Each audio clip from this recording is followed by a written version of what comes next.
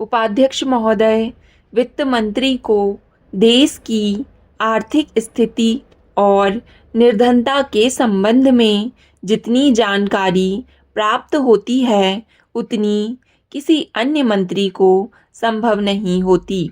Budget बनाते समय वैसे तो बजट में आय व्यय का ब्यौरा होता ही है, लेकिन मूल रूप से देश की आर्थिक नीतियों में किस प्रकार का परिवर्तन हो तथा किस मार्ग पर वह देश को चलाना चाहते हैं, सरकार का लक्ष्य क्या है, इन सब नीतियों का बजट में विवरण होता है।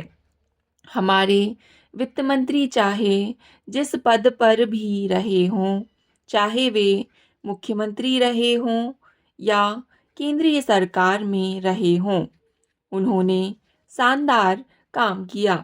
जिस समय उन्होंने बजट प्रस्तुत किया, उस समय देश को और विशेष रूप से गरीबों को उनसे बहुत सी आशाएं थी।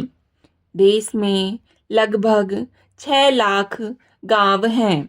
उनमें जो बेरोजगारी है, गरीबी है, उसके संबंध में देश की जनता को उनसे बड़ी आशाएं थीं और जनता देखना चाहती थी कि इस अवसर पर सरकारी नीतियों के द्वारा देश को वे क्या मार्गदर्शन देना चाहते हैं।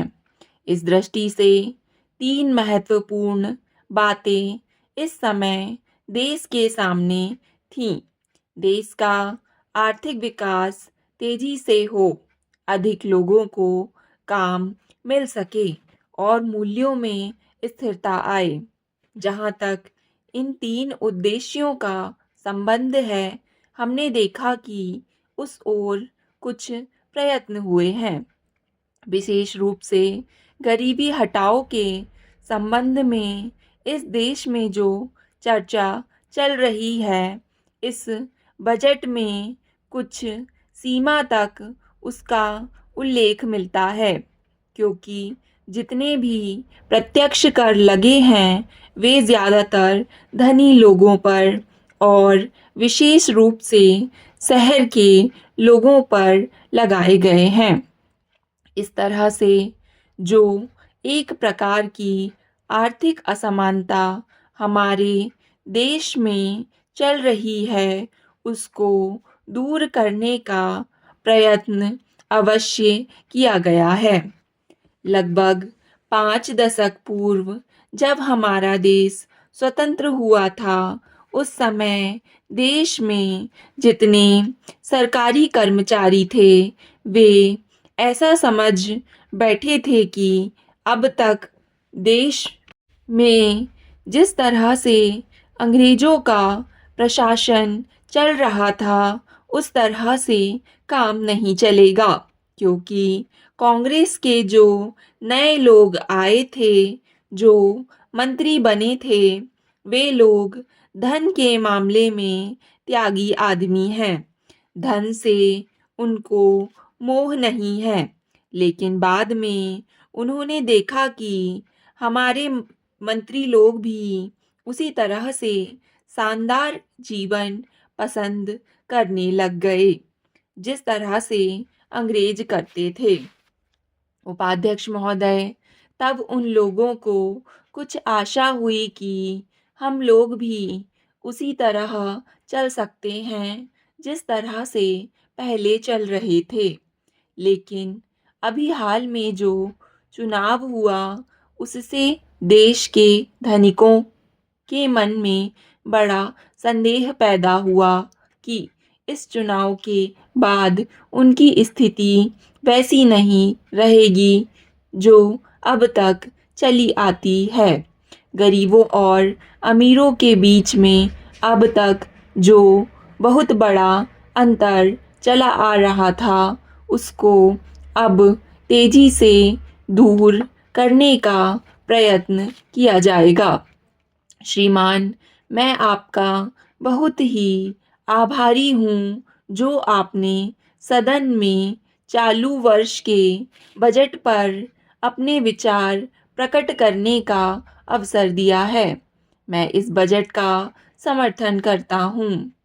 श्रीमान, मैं सबसे पहले अपने दल के नेता प्रधानमंत्री को इस बात के लिए बधाई देना चाहता हूँ कि उनके नेतृत्व में देश में कांग्रेस दल को स्पष्ट बहुमत मिला और इसके फलस्वरूप यहाँ पर केंद्र में एक ऐसी सरकार का गठन हुआ जो कि देश में वास्तव में समाजवाद लाना चाहती है।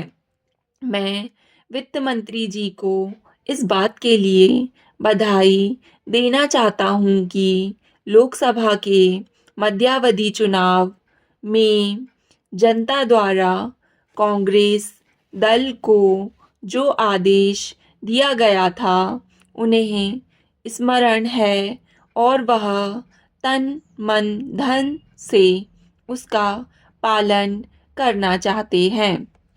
वह आदेश था देश में सामाजिक और आर्थिक विषमता दूर करने का, देश से गरीबी, बेकारी और बेरोजगारी को हटाने का और देश के जो पिछड़े हुए हिस्से हैं उनका पूरा विकास करने का। साथ ही साथ इस बात का भी आदेश था कि देश के अंदर इस प्रकार की सामाजिक और आर्थिक व्यवस्था पैदा की जाए जिसके अंतर्गत जनता शोषण से मुक्त हो सके। श्रीमान, यह ठीक है कि देश में कृषि के क्षेत्र में उत्पादन में वृद्धि हुई है, परंतु इसके साथ ही साथ यह भी दृष्टि में रखना चाहिए कि लागत में भी पूरी वृद्धि हुई है। इसके लिए आवश्यक है कि सिंचाई के साधन बढ़ाए जाएं और अधिक उन्नत बीजों का प्रयोग किया जाए। आज कृषकों को कृषि के यंत्र मिलने में बहुत कठिनाई हो रही है, जैसे छोटे छोटे ट्रैक्टरों का देश में बड़ा अभाव है। उनके बनाने के लिए शीघ्र नए कारखाने खोले जाएं, जिससे कृषकों को जल्द से जल्द ट्रैक्टर मिल सके। देश तभी प्रगति करेगा, हमारा ऐसा विश्वास है। स्टॉप।